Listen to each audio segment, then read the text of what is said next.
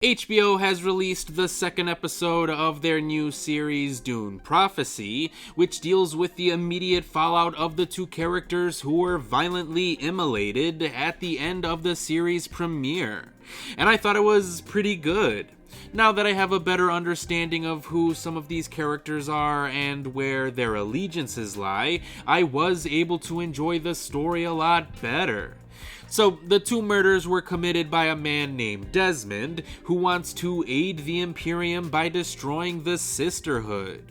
Because while most people view the Sisterhood as an innocent and even helpful group of people, Desmond sees them as a traitorous group of women who seek to gain control of the galaxy themselves.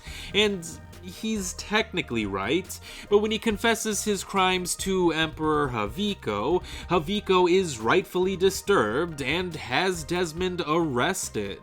And while he contemplates having Desmond killed, his wife Natalia convinces him not to because they may be able to use Desmond's powers against their enemies.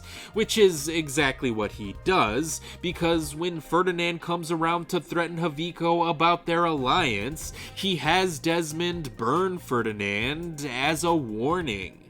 Yeah, even though Ferdinand is rightfully upset about his son being killed by Desmond, Desmond is now officially a tool for the Imperium. But since he killed a member of the Sisterhood as well, Valia attempts to use her voice technique to compel Desmond to kill himself, much like she did to Dorothea 30 years ago. However, much to Valia's shock, Desmond successfully manages to resist her. I guess the Shai-Hulud really are mystical beings, as Desmond claims that he only got his powers after being swallowed by a sandworm.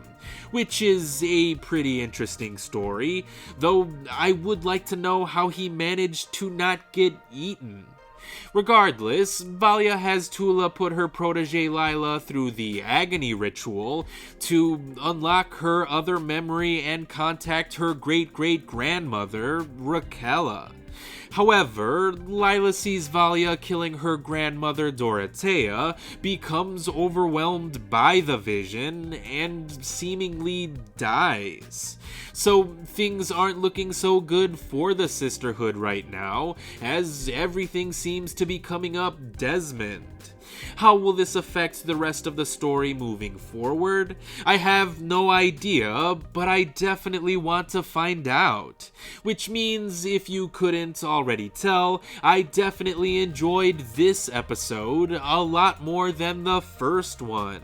Sure, there were some plot points that I wasn't fully invested in yet, but I found the overarching story to be rather engaging, the political intrigue to be rather interesting, the character development to be rather fascinating, and, of course, the acting, the directing, and the production design in general to also be really damn good.